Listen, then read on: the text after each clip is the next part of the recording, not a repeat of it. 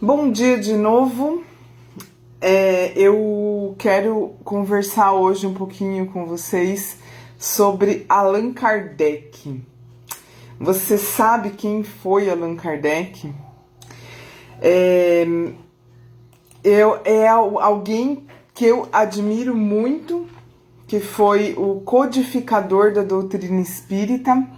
Ele que trouxe o espiritismo à tona, que fez com que existissem os livros da codificação, que são o Evangelho segundo o Espiritismo, o Livro dos Espíritos, o Livro dos Médiuns, a Gênese e Céu e Inferno, que são os principais livros, são os livros da codificação kardecista, kardeciana, e a história, a biografia de Allan Kardec é algo muito encantador.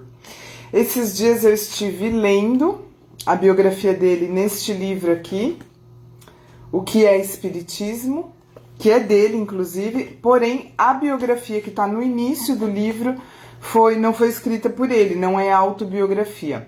Foi escrita por Henri Sauce, eu não sei se é assim que se fala, mas eu vou deixar escrito na descrição aqui dessa...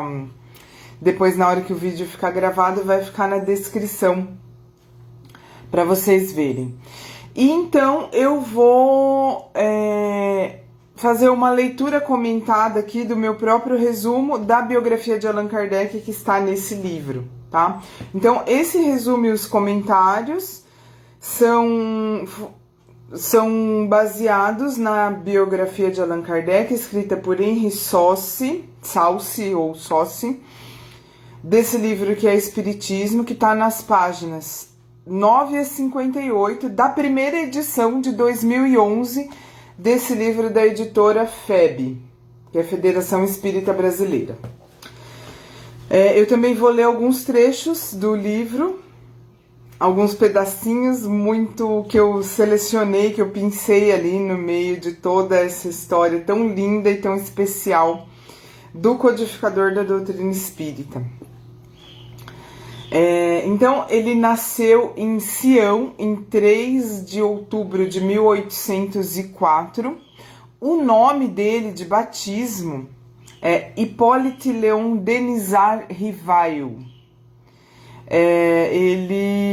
Allan Kardec foi um apelido que nós vamos ver aqui ao longo da história dele, como que surgiu, por que ele adotou esse pseudônimo, né? Porque o nome real, o nome dele verdadeiro era Hippolyte Léon Denisard Rivail. O pai dele era juiz, haviam muitos juízes e advogados na família, porém, ele foi para o lado da ciência e da filosofia, não seguiu esses passos dos familiares, dos antepassados dele, que eram da área jurídica. Ele estudou com Pestalozzi, na Suíça, e ele foi muito bem nesses estudos, se desenvolveu muito. Então, quando o mestre dele, Pestalozzi, se ausentava, ele recebia a incumbência de substituí-lo na escola. Ele que ficava na escola de Pestalozzi no lugar dele quando ele se ausentava, quando ele viajava, quando por algum motivo ele não estava presente. Foi bacharel em letras e ciências e doutor em medicina. Falava inglês, alemão, italiano, holandês e espanhol. Além de francês, né, gente? Porque ele era francês. Casou-se com Amélie Gabrielle Baudet, que escreve, não sei como fala, eu acho que é Boudot. Trabalhou como professor, contador, escritor de obras de pedagogia e outros temas educacionais. Dava cursos gratuitos em sua casa de química, física, astronomia e anatomia. Seus livros vendiam, ele fazia parte de algumas sociedades importantes da época e era muito respeitado e reconhecido na sociedade. Assim, atingiu situação financeira tranquila e confortável. Nós já vamos chegar na parte do espiritismo, tá, gente? De como que surgiu o espiritismo, de como que ele fez a codificação, de como que ele se tornou espírita porque ele era alguém que inclusive duvidava da presença, da existência dos espíritos, da manifestação dos espíritos. Então nós já vamos chegar nessa parte, estamos só fazendo uma introdução aqui para falar quem ele era, da onde ele surgiu, onde ele nasceu, quem era a sua família e o que ele estudou, como que era a sua vida antes do espiritismo surgir na vida dele. Então ele atingiu uma situação financeira tranquila, confortável, através desses trabalhos que nós já citamos. Foi quando, em 1854, ouviu falar das mesas girantes, o fenômeno que se tornou popular na França da época, em que as mesas giravam e respondiam às perguntas que lhe eram feitas, mexendo-se sozinhas e apontando as letras do alfabeto dispostas diante delas. Então eram feitas perguntas e as mesas respondiam. Que coisa esquisita, né? Rivaio, que é o Allan Kardec, desacreditou completamente quando lhe contaram sobre o fenômeno, chegando a rir de alguém que lhe pudesse crer. Tipo, achava meio ridículo, achava... Como que pode alguém acreditar numa coisa dessa, que as mesas giram e respondem perguntas? Ele achava que isso era charlatanismo, que tinha alguma coisa errada nessa história. Então vamos ler aqui no livro, na página 17, um pequeno trecho onde fala sobre isso. É Allan Kardec falando. Eu me encontrava, pois, no ciclo de um fato inexplicado, contrário na aparência às leis da natureza, e que minha razão repelia. Nada tinha ainda visto nem observado. As experiências feitas em presença de pessoas honradas e dignas de fé me firmavam na possibilidade do efeito puramente material. Quer dizer, ele sabia que as pessoas não estavam mentindo, que ele via, tinham visto aquilo acontecer. Desculpa. Pessoas que ele confiava tinham visto, então ele sabia que algo estava acontecendo. Mas ele não acreditava que era espiritual, ele achava que era puramente material, que era alguma coisa estranha, mas que não tinha nada a ver com o espírito. Mas a ideia de uma mesa falante não me entrava ainda no cérebro. Então, isso foi o que Allan Kardec disse quando ele ouviu a primeira vez falar sobre mesas girantes. No início de 1855... Só um minutinho, pessoal.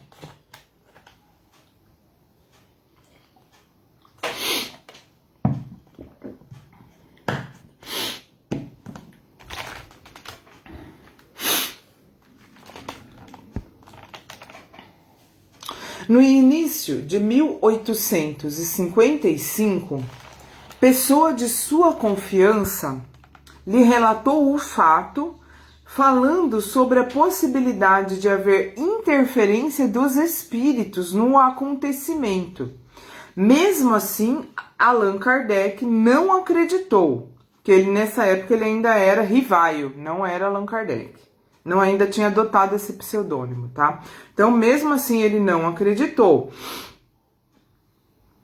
pois observou tanto entusiasmo no amigo que acreditou estar emocionado demais para ver seriedade em sua fala. Então, quando veio uma pessoa falar, olha, esse negócio das mesas girantes tem espírito aí, só que o cara estava tão animado, tão entusiasmado com aquilo que ele estava falando, que o Rivaio pensou, não dá nem para acreditar direito em que esse cara tá empolgado demais, deve ser uma ilusão aí ele tá tão animado com essa história que ele deve estar iludido, viajando. Lá por maio do mesmo ano, outra pessoa de boa reputação lhe falou, desta vez de forma muito sensata. Então, desde 1854 já estavam falando para ele sobre isso. Só em maio de 1855, quando uma outra pessoa de boa reputação lhe falou Dessa vez essa pessoa estava sensata, séria, serena, e não toda, né, empolgada igual aquela outra lá que ele duvidou. Apesar de ser amigo dele, ele falou, isso daí deve ser empolgação, né, muita empolgação, deve estar viajando. Dessa vez uma pessoa falou com ele sobre isso de uma forma sensata, séria, serena, sobre tal caso, e isso acabou lhe causando uma outra impressão.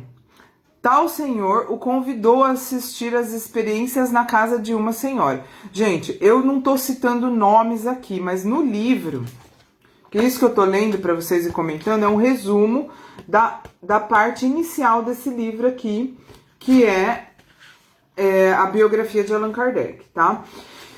Então, aqui cita nomes, cita até o endereço dessas pessoas que falaram com ele e de onde haviam essas reuniões, tá? Eu não tô citando isso aqui para encurtar, porque a ideia é resumir essa biografia.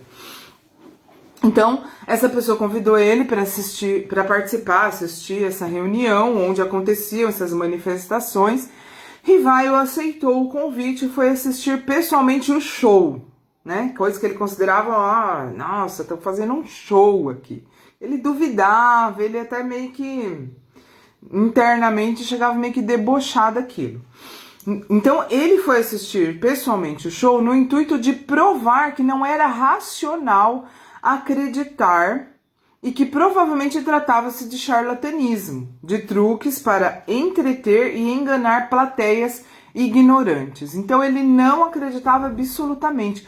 Quando essa pessoa séria falou para ele, convidou ele para ir para a reunião, ele foi, mas ele foi com o intuito de quebrar essa crença, de falar para as pessoas, olha, vocês não estão vendo que isso daí é um absurdo? Era esse o objetivo dele. Os nomes das pessoas e até os endereços dela estão nesse livro aqui. Então vou ler mais um trechinho aqui da página 18. Foi aí, pela primeira vez, que testemunhei o fenômeno das mesas girantes, que saltavam e corriam. E isso em condições tais que a dúvida não era possível. Então ele viu mesmo isso acontecendo.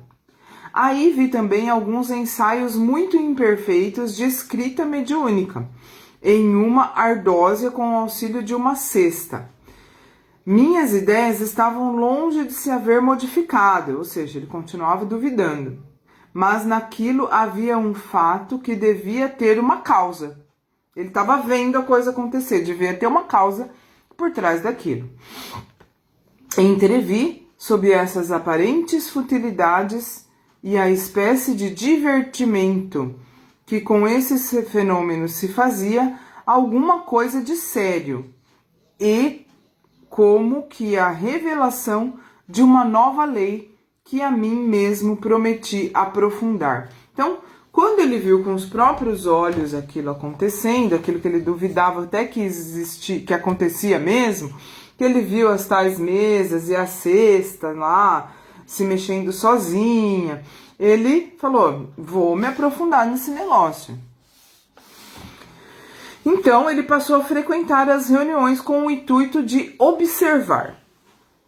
Passou a realizar estudos a respeito, pelo método da experimentação, ou seja, ele observava primeiro sem nenhuma preconcepção, então ele não pensava o que poderia ser, ele só observava do que poderia estar por trás dos acontecimentos e pela lógica ia deduzindo, mas nunca tomando como verdadeira qualquer explicação que não resolvesse por completo as questões para, em suas palavras, não se deixar arrastar por ilusões. Então, ele observava, mas ele não chegava a nenhuma conclusão. Falava, por mais que existissem hipóteses para responder aquele mistério de como que aqueles objetos se mexiam sozinhos, ele não chegava a nenhuma conclusão, ele não tomava por verdadeiras aquelas ideias, aquelas possibilidades, porque ele queria ter certeza absoluta antes de qualquer afirmação. Mais um trechinho aqui que eu vou ler. Um dos primeiros resultados das minhas observações foi que os espíritos, isso aqui é Allan Kardec falando, tá? não sendo senão as almas dos homens, não tinham nem a soberana sabedoria, nem a soberana ciência, que o seu saber era limitado ao grau do seu adiantamento, e que a sua opinião não tinha senão o valor de uma opinião pessoal. Esta verdade, reconhecida desde o começo, evitou-me o grave escolho de crer na sua infalibilidade. Então ele já estava convencido de que tinha espíritos ali por trás dos movimentos daqueles objetos, porque alguma coisa tinha que fazer, alguma coisa viva, alguma coisa que tinha vontade, que tinha uma ação, tinha que estar dando movimento àqueles objetos. Não era possível que os objetos tivessem adquirido vida e começassem a andar sozinho.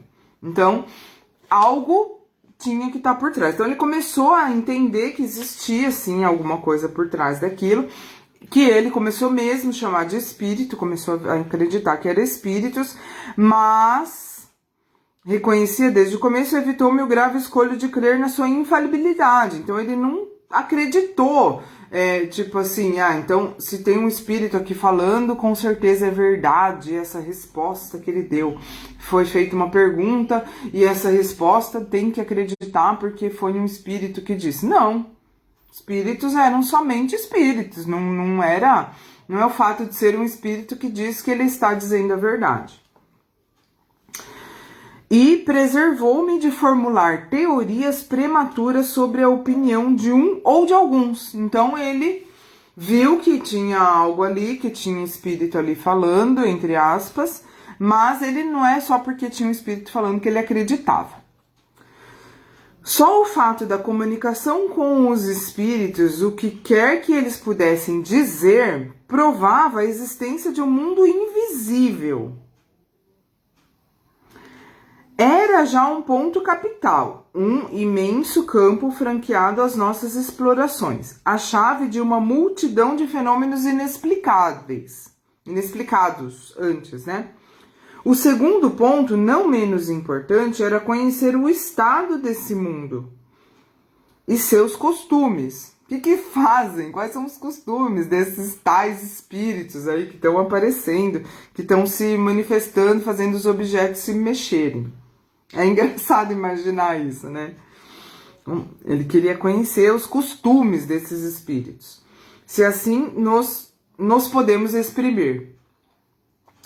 Cedo observei que cada espírito, em razão de sua posição pessoal e de seus conhecimentos, desvendava-me uma fase desse mundo. Exatamente como se chega a conhecer o estado de um país interrogando os habitantes de todas as classes e condições. Então ele ficava extremamente curioso, né? Vendo aqueles fenômenos acontecendo, aquelas coisas estranhas, as pessoas tudo envolvidas naquilo, fazendo reuniões para lá e reuniões para cá. Ele ficava todo curioso com aquilo, só que ele sempre teve uma mentalidade muito científica. Muito de cientista mesmo, de querer comprovações. Então ele entendeu que existia alguma coisa ali, que deveria mesmo ser espíritos, mas ele queria saber o que era isso, de onde que surgiu isso, de onde que eles surgiam, o que eles faziam, o que esses espíritos ficavam fazendo, né? Qual que era o hábito deles. Engraçado isso. Exatamente como se chega a conhecer o estado de um país interrogando os habitantes e suas classes e condições, podendo cada qual nos ensinar alguma coisa e nenhum deles podendo individualmente ensinar tudo. Então, ele não era assim só porque ele percebeu que tinha um espírito, que ele estava respondendo algumas questões, que já sabia tudo. Não, queria saber... Ele percebia que eram como seres humanos, como nós aqui. Você conversa com uma pessoa, ela te fala uma coisa, não quer dizer que toda a verdade está na fala daquela pessoa. Então ele ficava querendo confirmar com vários espíritos o que um dizia. Um dizia uma coisa, ele queria confirmar aquilo com outros. Cumpre ao observador formar o conjunto, né? Então você pergunta uma coisa para uma coisa para outra, vai formando um conjunto de informações. com o auxílio dos documentos recolhidos de diferentes lados, colecionados, coordenados e confrontados entre si.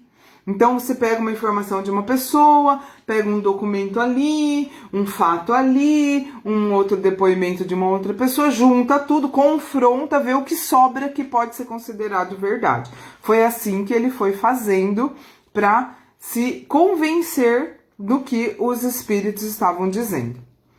Aí ele falando, eu, pois, agi com os espíritos como teria feito com os homens. Eles foram para mim, desde o menor até o mais elevado, meios de colher informações e não reveladores predestinados. Então, até hoje, muita gente, quando está diante de uma manifestação de um espírito, acha que só porque foi um espírito que disse que é verdade. Só que, do mesmo jeito que o ser humano encarnado, o espírito também pode mentir, ou ele pode se enganar, ou ele pode ter uma opinião sobre alguma coisa. Então, para considerar verdade, você tem que reunir várias informações para confrontá-las entre si e verificar do que disso pode ser considerado real. Eu acho muito engraçado isso aqui. Allan Kardec tentando escolher informações tal dos espíritos.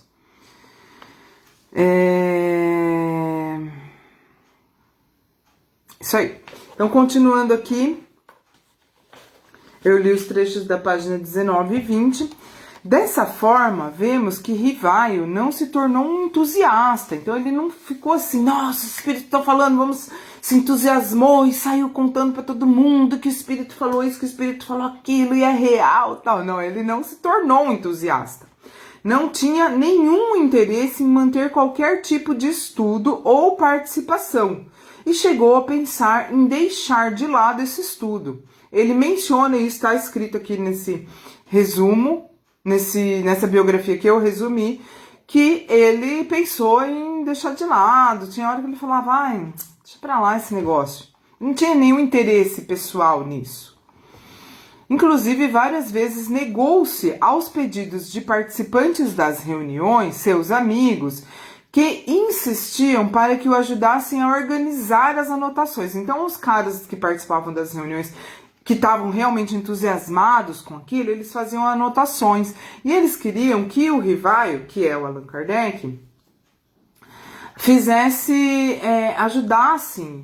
ajudasse eles a organizar essas anotações, por causa da capacidade de síntese que sabiam que ele tinha. Então ele já era professor, ele já era escritor de outras coisas, nada a ver com o espiritismo. Então eles sabiam que ele tinha essa capacidade de síntese e queriam que ele pegasse as anotações das reuniões e fizesse a síntese. E ele não queria, ele se negava a fazer isso. Até que, aí que começa o negócio ficar sério, em uma das reuniões que ele estava participando, aconteceu de seu espírito protetor se manifestar através de um médium, dando-lhe uma mensagem pessoal. Então, o espírito veio falar diretamente com ele. Fala, Rivaio, o negócio é o seguinte. Ó o que ele falou.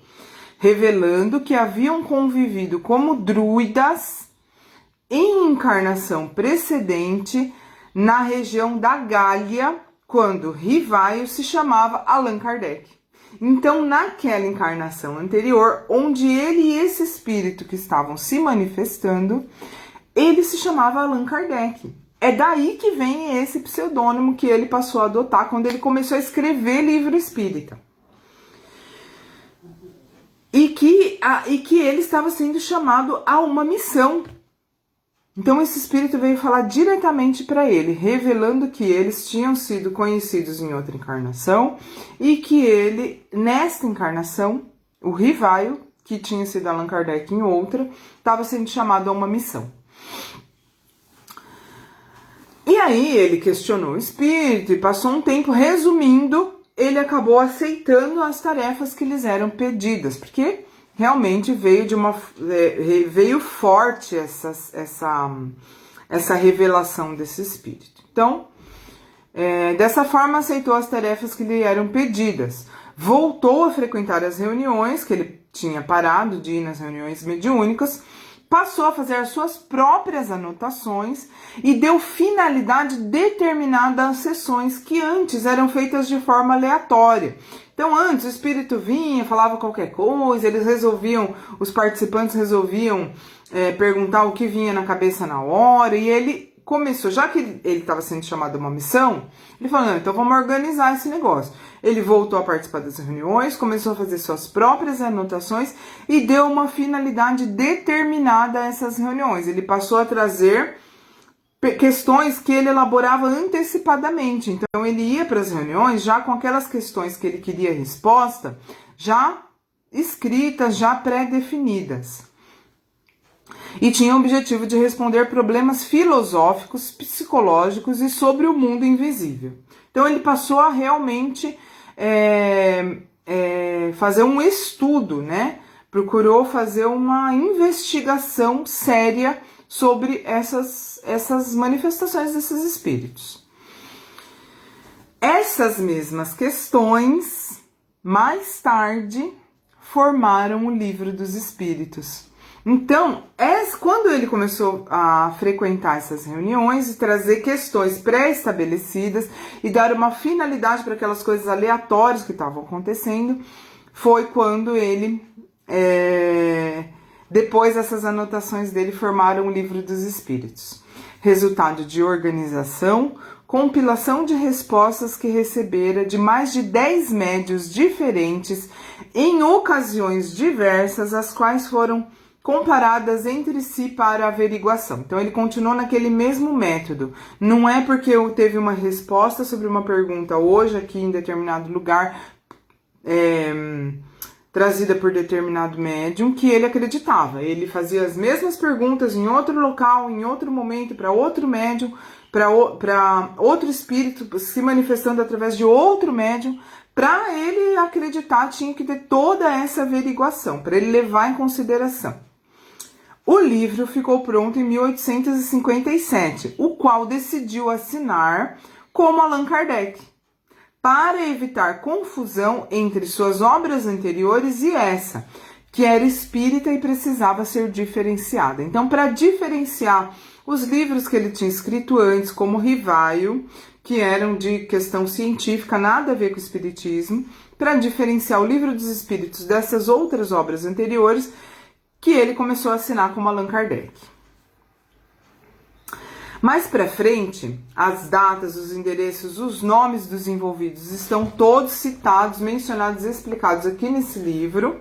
Então, mais para frente, ouviu e também sua esposa pancadas em sua casa. Aqui no livro fala o endereço da casa dele e tudo. Que não conseguia identificar. Então, ele ouviu uns barulhos, umas pancadas, umas batidas.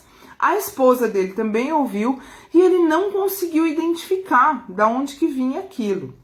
De forma que na próxima reunião mediúnica, resolveu perguntar do que se tratava. Ele perguntou aos espíritos que estavam presentes na reunião. O que foram aquelas batidas lá na minha casa? Resolveu perguntar e foi respondido de que era um espírito que se nomeou como a Verdade e veio para ajudar-lhe a continuar a obra espírita. No livro há detalhes sobre essa manifestação, todo o diálogo que se deu e sobre o que aconteceu depois. Então, nesse livro que eu estou me baseando que eu me baseei para fazer esse resumo que eu estou lendo e conversando com vocês, tem todos os detalhes, o que Allan Kardec perguntou, o que o espírito respondeu, e como ele rebateu, como ele tirou as dúvidas, todo o diálogo completinho está ali nesse livro. Mas, resumidamente, por um tempo, Kardec ficou sem receber orientações, depois dessa manifestação desse espírito, que estava lá presente na reunião, que deu essas pancadas lá na casa dele e depois se manifestou nessa reunião.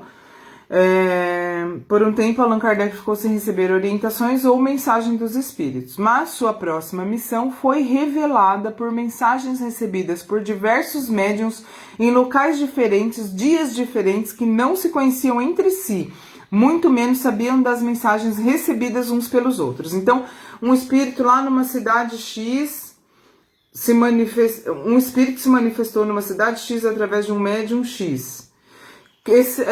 Essa mensagem chegou a Allan Kardec, foi encaminhada para Allan Kardec. Um outro, em outro lugar, num outro dia, outro médium falou a mesma coisa, que não se conheciam e não sabiam das mensagens uns dos outros. E isso aconteceu em diversos locais, em dias diferentes, por médiums diferentes, o que fez com que Allan Kardec acreditasse, porque foram situações que vinham uma confirmar o que a outra tinha dito. Então, que era uma missão que ele tinha, uma missão de fazer a codificação espírita. Assim, Allan Kardec começou a Revista Espírita em 1 de janeiro de 1858, sozinho, sem anunciar a qualquer pessoa que o faria. Certa vez, procurado em razão de constantes ataques que sofria, porque as pessoas atacavam muito essa atuação dele, né? Essas afirmações de que espíritos estavam se manifestando e tudo que os espíritos vinham dizer, ele organizava essas falas e colocava na Revista Espírita, né? Certa vez, preocupado em razão dos constantes ataques que sofria, consequências do ciúme e da inveja, Kardec perguntou aos espíritos o que poderia fazer com que ele falhasse. Ele estava preocupado, ele falou: o que pode me fazer falhar? Seria minha pouca capacidade?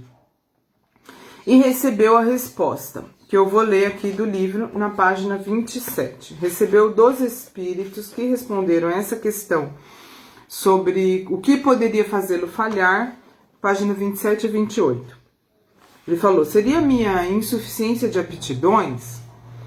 O espírito respondeu: não, mas a missão dos reformadores é cheia de escolhos e perigos.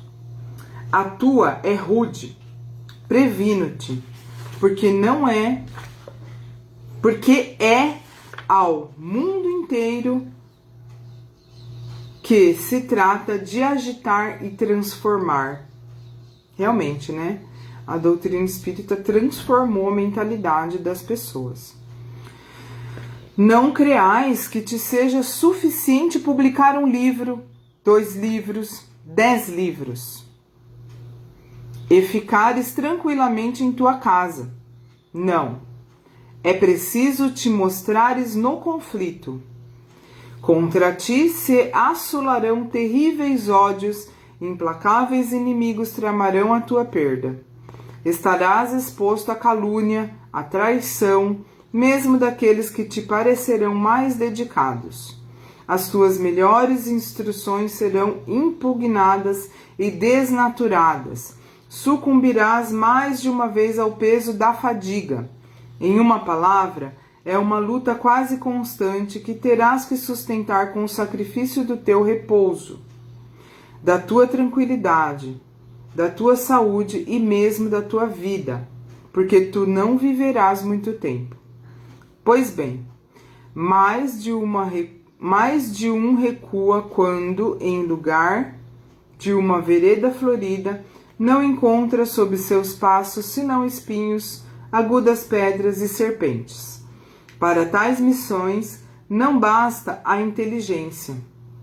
É preciso, antes de tudo, agradar a Deus.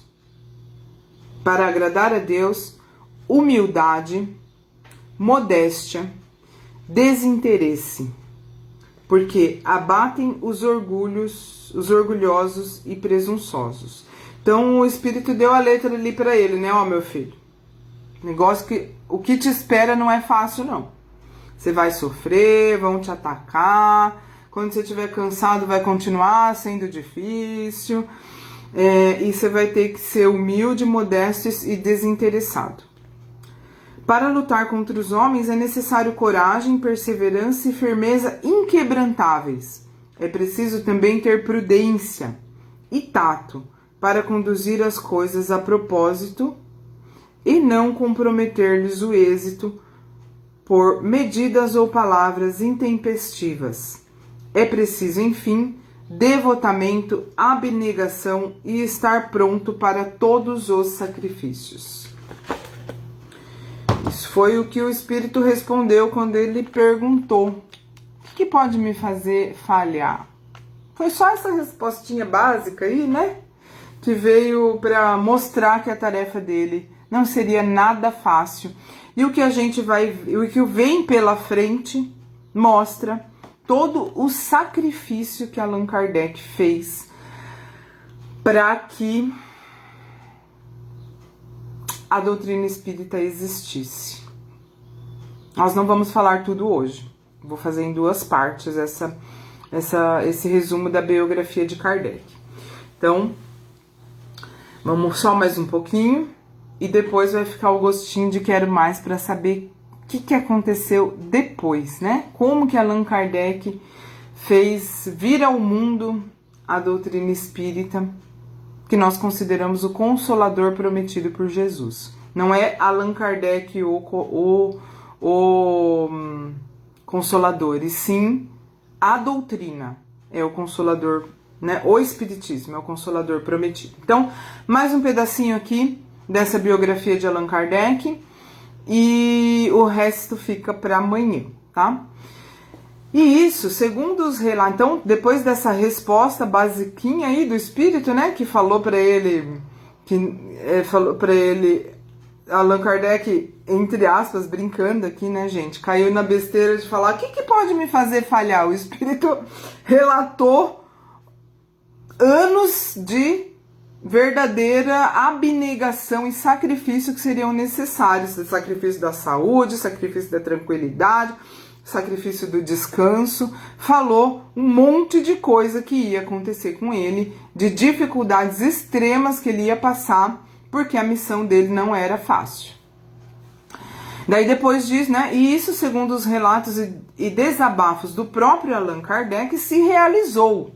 Toda essa dificuldade que o Espírito veio revelar para ele que aconteceria, aconteceu mesmo. Ainda mais do que ele, na época, esperava.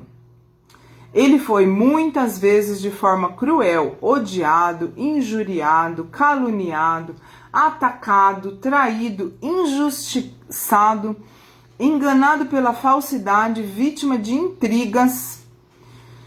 Se tivesse apego à aceitação social, ao reconhecimento dos homens, teria sucumbido. Então, ele só conseguiu continuar nessa missão porque ele, falando nosso português claro aqui, não estava nem aí, né, pro que a sociedade estava achando dele, pro que estavam falando dele. É claro que ele sofria, né, gente, porque não é fácil você ser o tempo todo atacado, tudo isso que eu acabei de falar, injuriado, traído, injustiçado, principalmente a parte da traição, né? Ele sofreu, sim, mas se ele tivesse se importado com a imagem, com o que estavam pensando dele, ele teria sucumbido, não teria conseguido dar continuidade.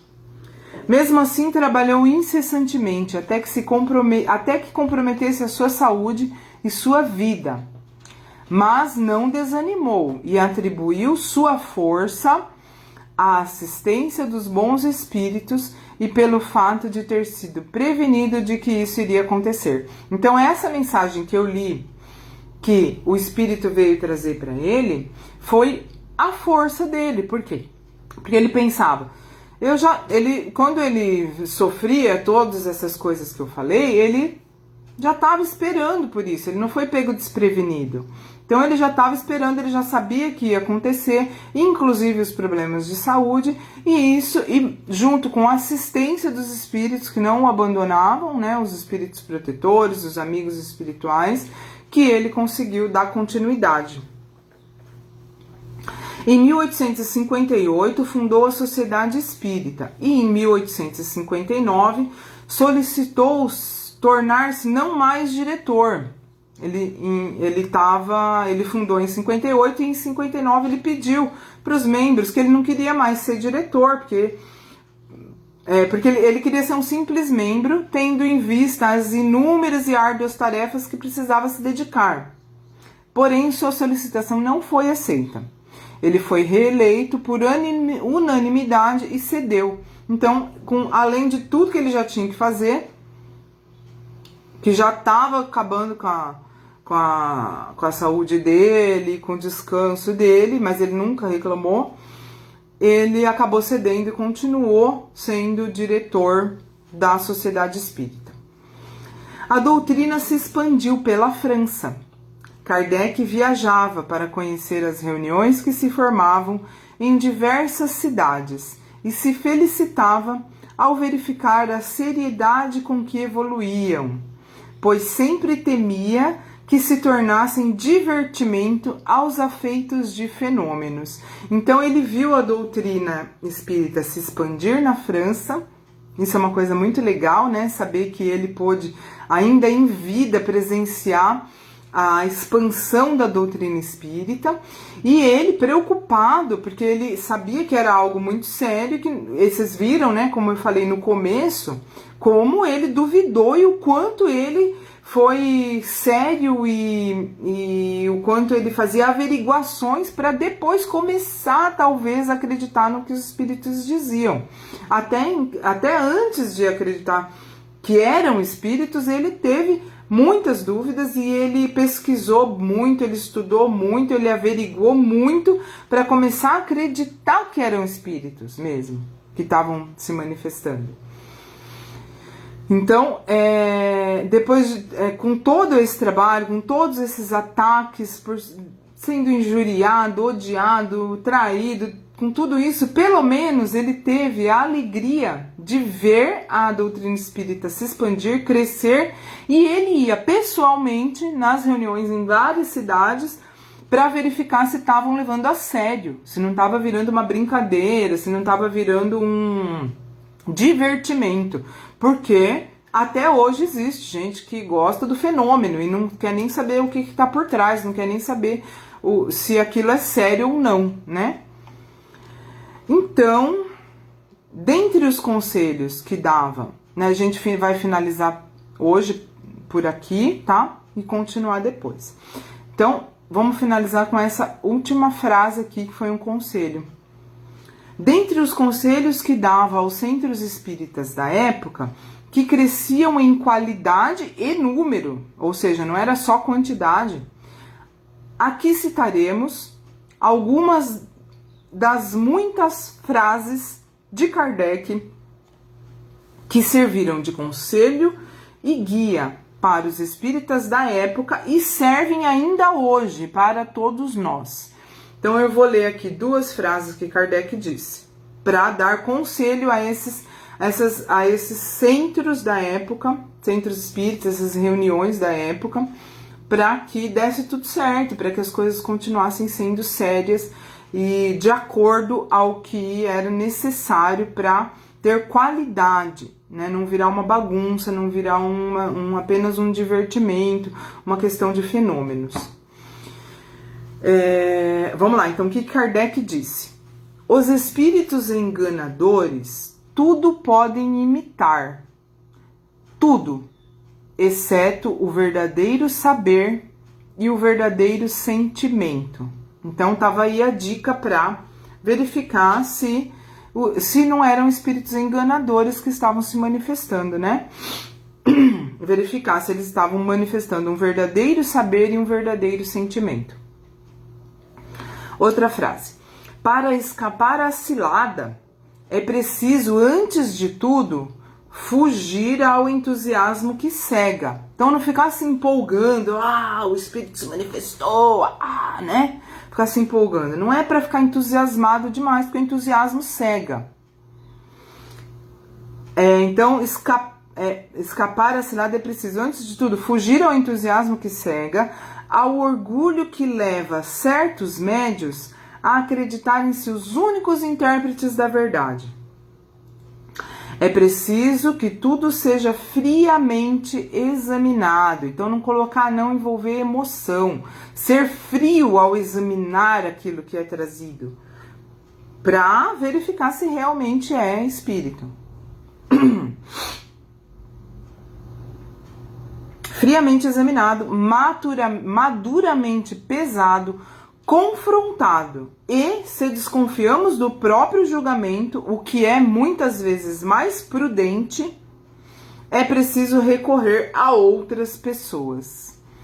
Então, tais palavras demonstram de que fanático, simples entusiasta, místico, alucinado, como ainda hoje alguns dizem quando querem manchar a imagem do espiritismo, Kardec não tinha nada. Então ele não tinha nada de simples entusiasta, de místico, de alucinado. Esses dias eu fiquei sabendo que tem pessoas que para manchar a imagem da doutrina espírita dizem que Kardec era louco, que não tinha nada de espírito, que ele era alucinado, que ele era um doido. Então, mas por essas palavras dele, que pedem seriedade, que pedem para averiguar várias vezes, que pedem para tomar muito cuidado, mostram claramente que ele não era nem um pouco louco, né? Pelo contrário. Bom, então, como eu disse, a gente vai hoje finalizar por aqui, ficar com esse gostinho de quero mais para saber como que se concluiu, né, essa história. Que nós hoje vimos, então, como que Allan Kardec descobriu o espiritismo, como que ele fez para colocar, para levar isso a sério, para fundar a doutrina espírita. E amanhã nós vamos continuar, porque ainda tem os outros livros da codificação, como que surgiram, como que continuou a expansão do espiritismo e como que foi a finalização, as perseguições que aconteceram, inclusive pela Inquisição, né? E daí a gente vai finalizar então amanhã, tá bom? Um beijão para vocês, fiquem com Deus, até amanhã.